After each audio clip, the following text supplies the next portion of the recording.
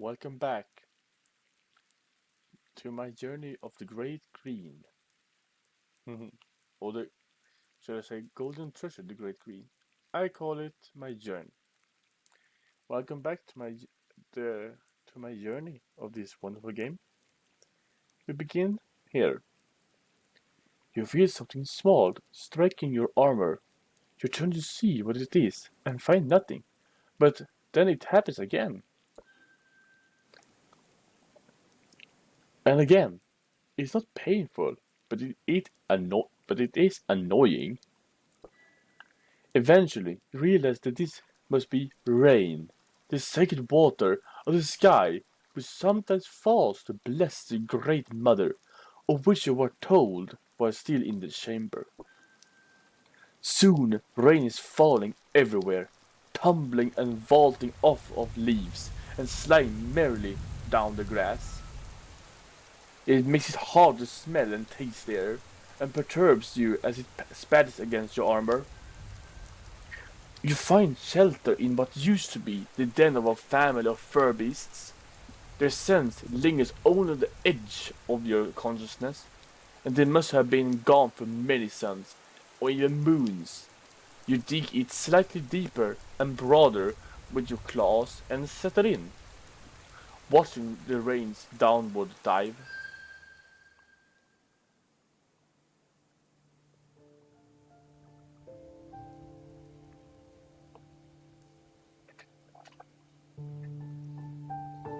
Yes, this should suffice for now. Surely grander layers await you in the future, but you feel comfortable and safe in Earth's body. At last, you have a moment to think. You pause and consider your situation. A moment of reflection will make your current feelings and thoughts clear. Awareness of one's own state of being is key to survival in this harsh and beautiful world. No trace of the no-tails can be smelled near your den. Explore the valley, find treasures, and seek the entrance to the Great Green. Your body is pristine. You're in perfect health. You are hungry. Your core sings a gravely song of emptiness, occasionally to remind you of your duty as a destroyer of life.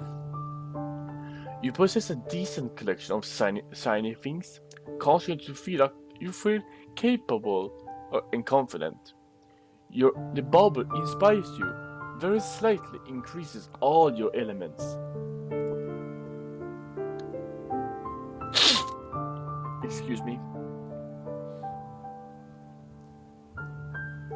You may also draw your thoughts towards any treasure or artifacts you have found. There's little there now, but if you survive and are bold yet wise, you will gather many. Perhaps some will even have strange and wondrous powers.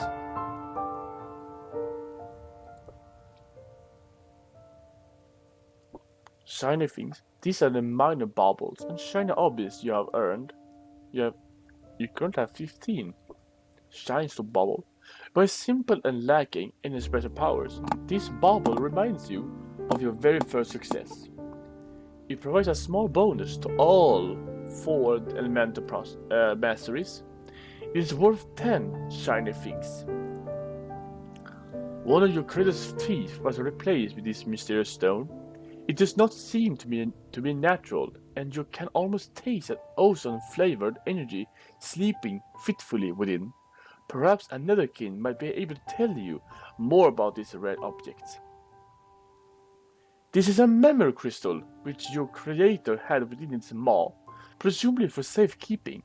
It is quite valuable, but only to those who can attune themselves to its harmonies. You could trade it undepleted for 200 small treasures.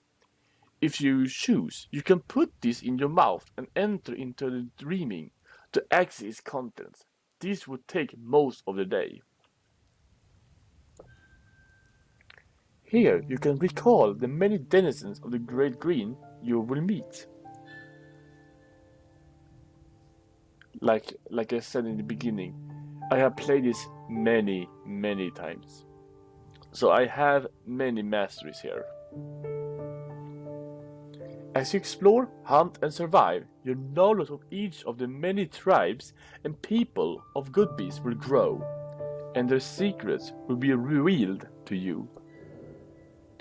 And if you wish to leave the waking dream of this life and return to your other reality, or change certain aspects of this one, you will find such thoughts here. Your progress will automatically be saved and remembered, so do not fear the void.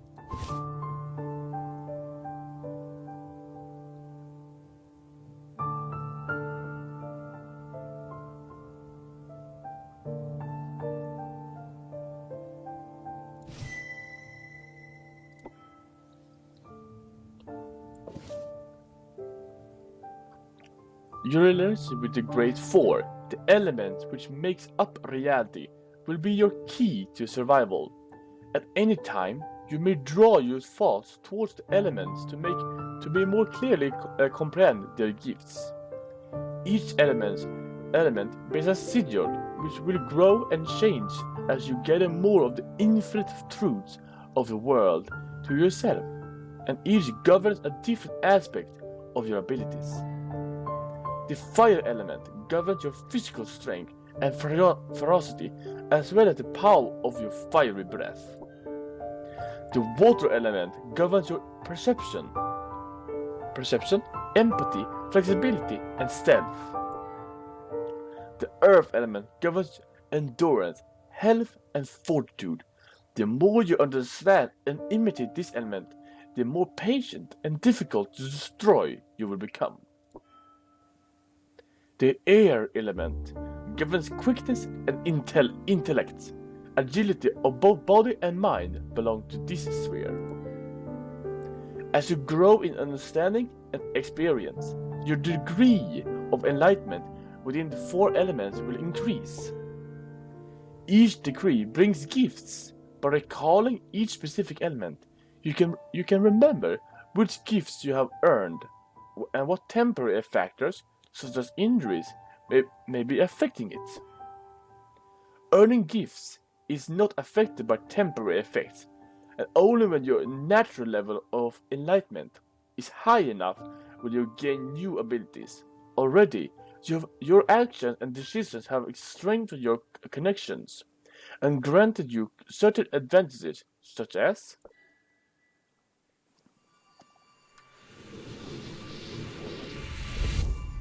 Again, I gotta read this. You can pause and read.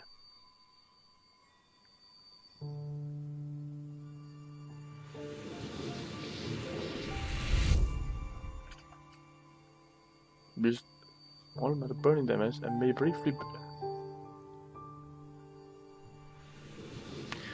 First read of you can now use Flowing Strike, a water technique which does lightly physical damage and may do additional damage based on enemies' fire aptitude.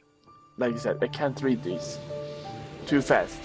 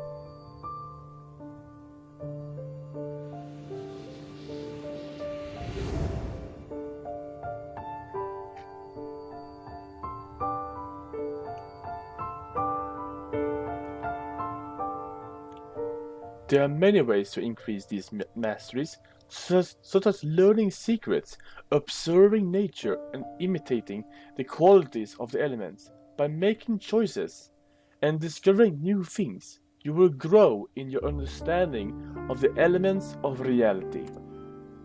Remember that failure is a far better teacher than success. Mistakes and losses bring with them the best lessons. If you lose a challenge, you may suffer in the short term, but your elemental abilities are likely to increase.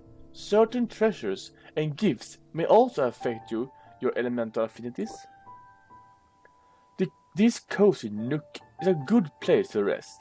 If your body has been damaged, it will slowly mend on its own, but spending a sun resting here will greatly increase the speed of which you recover.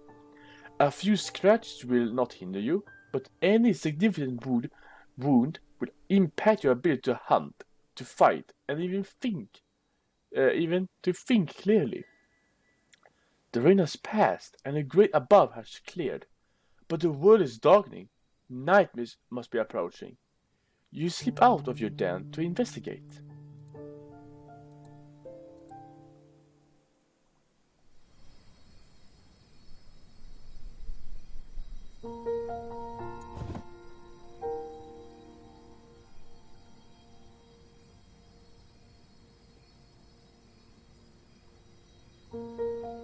Ah.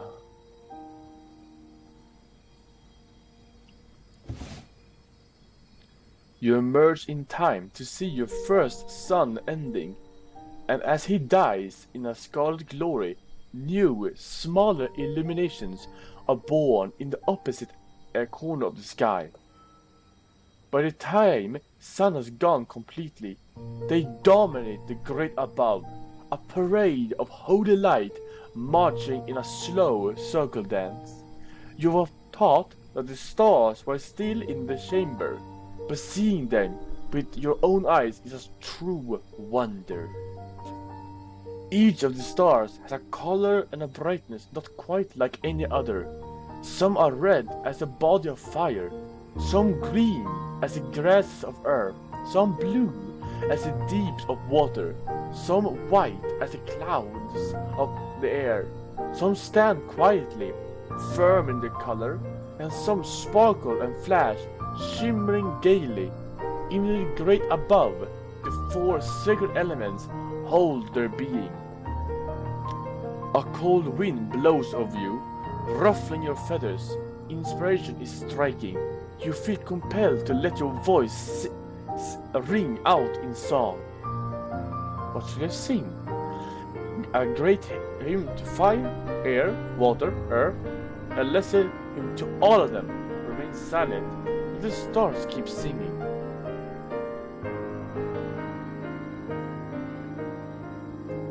For me, I prefer I sing to fire, laying coiled around destruction, born of it, and yet birthing it. A sing of water, which gently splits mountains and easily holds the greatest of beings. A sing of air, which passes beyond every gate, bearing my song to the furthest land. A sing of earth, upon which I rest now, and within which I will rest at time's ending. As leaves upon one breath, as branches upon one tree, as trees within one green, as green within the land, as land within earth, as earth within their one song. So are all things, many and one and many. All is connected at the center. Your song grows quieter towards the end, as you sense you're treading upon sacred ground. You leave it at that, but perhaps one day you will have the wisdom to make this song more than mere thought. Perhaps one day they will be a truth which you can hold within.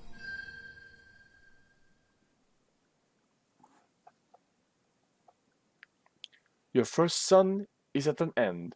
and it is it was more than you could have imagined, even with your creator's instruction. Sleeping in your lair is almost like being back in the chamber, but now you know too much. Your mind wanders from thought to thought, seeking to guide itself. Your hope and fears toss you back and forth, scraping you uncomfortable between what was and what might have been.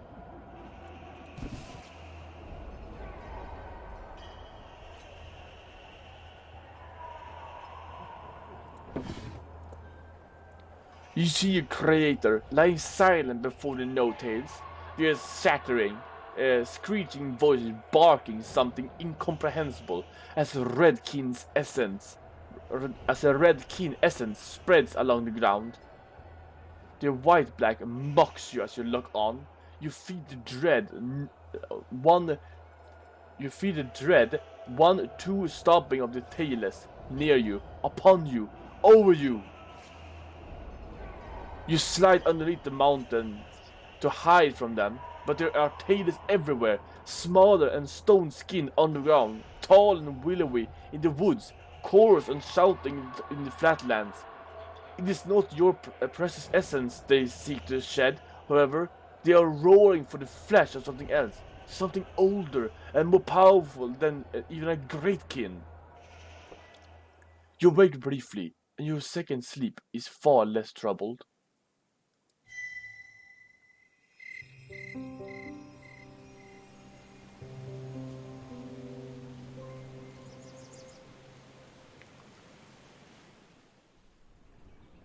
A new sun dawns, climbing laboriously over the mountains. Today, you must emerge and seek your destiny. As you do, you may encounter many new things. You have not yet used your body to hunt and fight, nor have you ventured far from this makeshift den. Do you wish to learn of these things in depth, or do you wish to dive headlong into your destiny without such lessons? I wish to learn how to hunt, fight, and explore. This will bring the tutorial which will teach you the ways of survival. My instruction in the chamber was excellent. I need no lessons. This will bypass the tutorial and is recommended for experienced rack. This is me.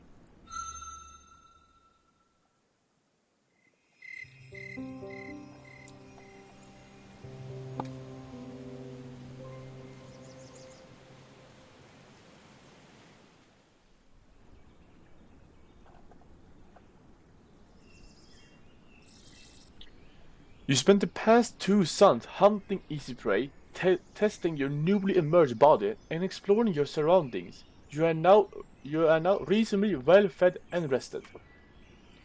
The area you explored yesterday had a very strong scent which was somehow familiar and yet carried an intriguing, salty tang. Could it be some new kind of prey, or perhaps a treasure of some kind? You set out to discover a new truth.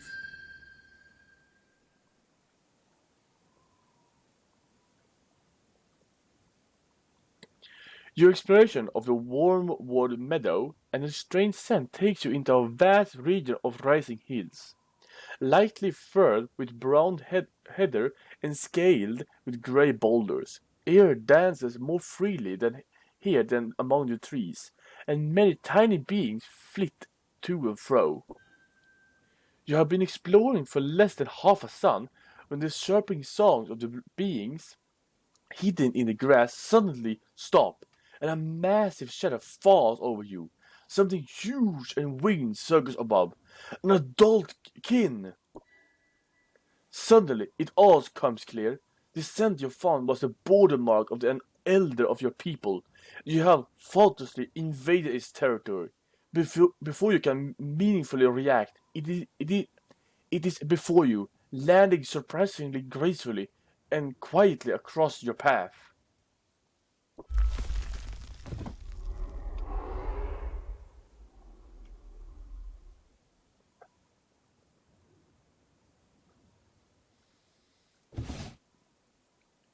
It is vast and beautiful, like a great nation unto itself.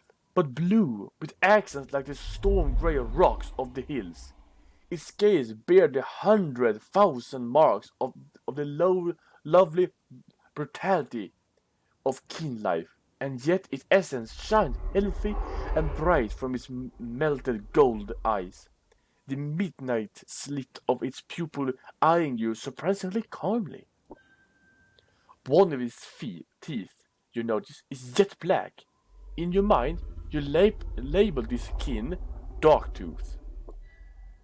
When it sings to you, you are shocked by the lucidity of color in its thought images, as well as the clear, sharp lines with which it divides its ideas. It is, by far, the loveliest song you have ever heard, more beautiful by far than the voice you heard while still in the chamber. O interloper, small and barely begun, sing to this elder kin of your future. Shall you perish here for your crime of violating the territory of a greater being? Or will you live beyond the fall of the sun? Sing, sing a song of defiance. You will live, you sing, for you will defeat the dark-toothed challenger. Sing a song of repentance. Whether you live or die is not yours to choose now, but the choice of the greater being of a greater being whom you have angered by your unknown intrusion, attempt to distract Dogtooth and make you escape. After hearing your song and watching your lower-headed dance of submission, Dogtooth's tail settles into a less threatening position. Humility is the beginning of wisdom. You may, perhaps, taste the morning sun's rays again. As you lie there, flattened in submission, images begin to enter your mind, a sequential song of images and concepts, and it dawns on you that you are being instructed. Dogtooth is teaching you many things.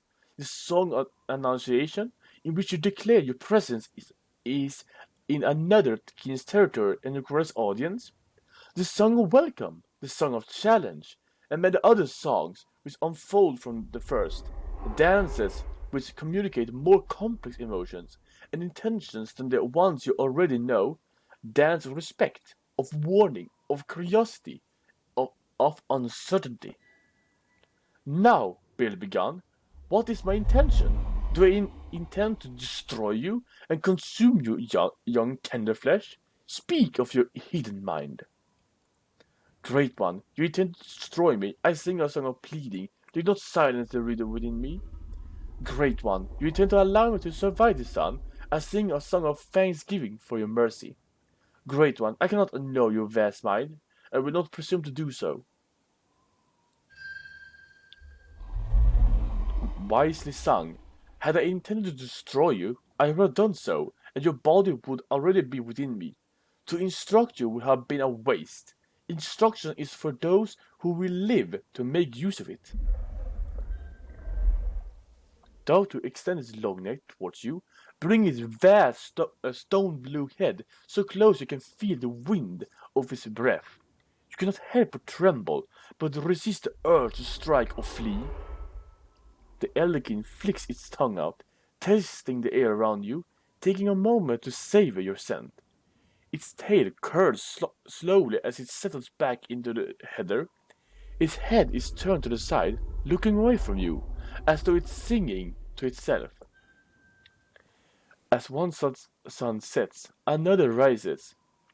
It is now but a spark, tiniest of flames. To survive, it must learn the great contradiction. To every virtue there is an opposite which must be equally embraced.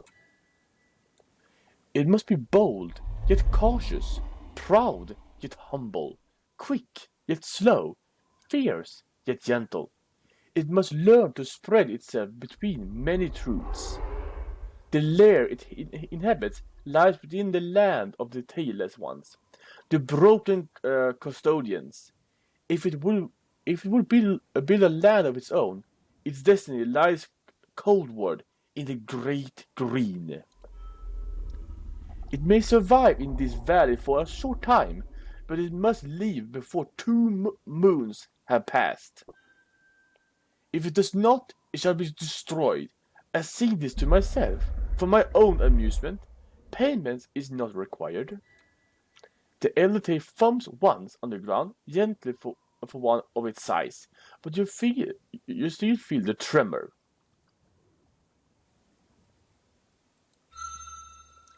Remain silent. Doctor watches you placidly for some time. It seems very comfortable with silence. The wind blows, ruffling the feathers of your tiny crest, and Doctor's own mighty crown and chest. It moves not, and sinks not. The thought images drift into your mind slowly yet vividly. Is it moved by fear or respect? Fear, respect. For this not to be a lie, you must be strong in the earth element. Acknowledging your fear, you step past it, and images of yourself being rent apart like a blade of grass begin to fall away until you find a place of calm. Beneath it all, you realize Doctor is the same being as you are, a true kin, child of above and below. Reading the many scars and imperfections in his flesh, you can sense a story great beyond singing, many hard-won triumphs, many trials, many bruises with destruction, and admiration begins to replace terror. You sing a gentle song into the Doctor's mind, showing it how it looks to you, powerful and beautiful, but also vulnerable. Doctor inclines his head as you sing, its single jet-black tooth glinting in the light of the late sun. Newly hatched, and yet already showing the beginnings of wisdom, the emerald flame seed sprouts what you may grow into a mighty tree. Doctor rises slowly onto its vast haunches and spreads its heel-covering wings. On a new sun, once again we shall stand on this plain, the newly begun and the elder, and you shall grow stronger. Do not return empty-mouthed. Nothing shall be given for nothing, and something for something.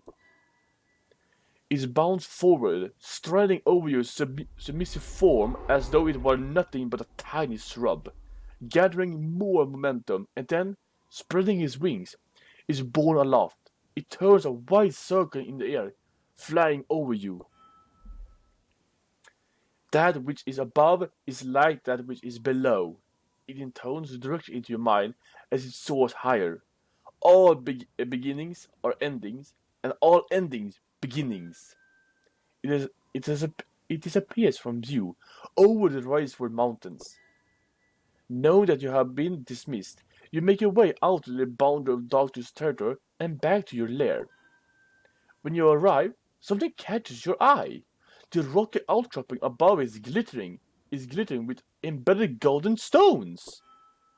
You harvest the bounty, softening the stones with your fire breath to help pry them loose.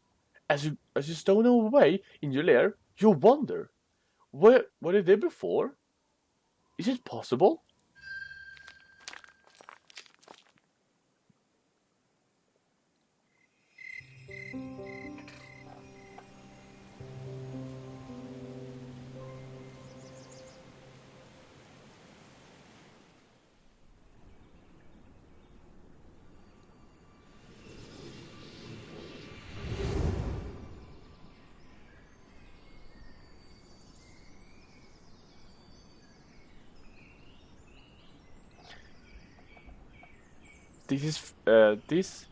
It is not enough.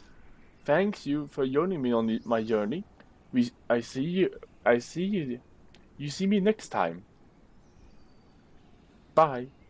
And like if you want to leave a like.